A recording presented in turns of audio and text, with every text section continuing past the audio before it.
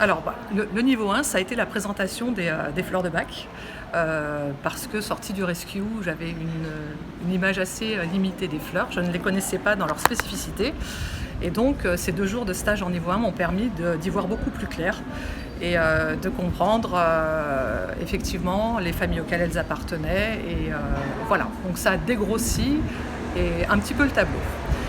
Le niveau 2 m'a permis de mieux comprendre les subtilités qui pouvaient exister entre les fleurs et donc d'éviter tout risque de mauvaise sélection en fait, dans les fleurs.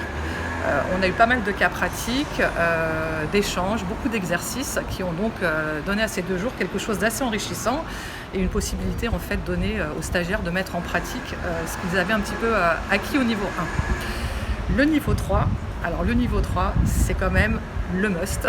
Ça a été 4 jours en immersion où on a énormément travaillé sur la reprise en fait des fleurs et de leur subtilité, mais où on a beaucoup travaillé tout ce qui a trait à l'écoute et à l'observation de l'autre. Donc je pense que le niveau 3 en fait permet de donner une position juste et de répondre un petit peu à la frustration qu'on peut avoir au sortir du niveau 2, à savoir comment puis-je me positionner si demain je deviens conseiller en fleurs de bac vis-à-vis d'une personne qui vient à ma rencontre. Voilà.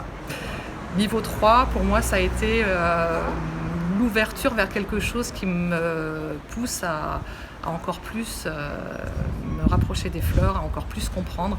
Ça a été, je pense, probablement le début d'une grande aventure qui n'est pas prête de se terminer et je vous conseille tous d'aller au-delà du niveau 1 et du niveau 2 parce que le niveau 3 prend complètement son sens, qui plus est parce qu'on le partage, on est plusieurs à le partager, qu'on est réellement en contact et en émulation de groupe pendant 4 jours. Voilà.